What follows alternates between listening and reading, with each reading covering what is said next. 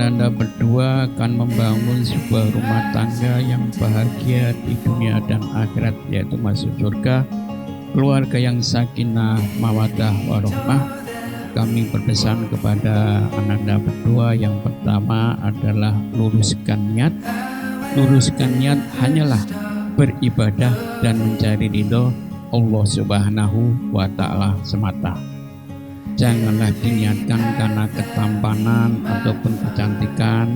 Janganlah diniatkan karena keturunan, apalagi karena kekayaan. Tetapi niatkanlah hanyalah beribadah dan mencari ridho Allah Subhanahu wa Ta'ala semata.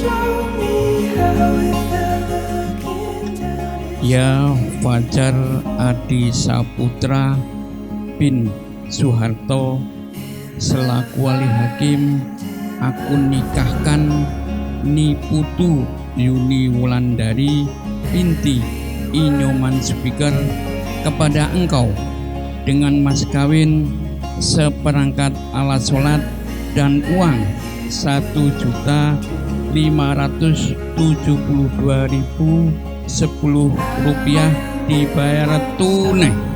Saya terima nikah dan kawinnya Ni Putu Yuni Wulandari binti Inyoman Speaker dengan mas kawin tersebut tunai.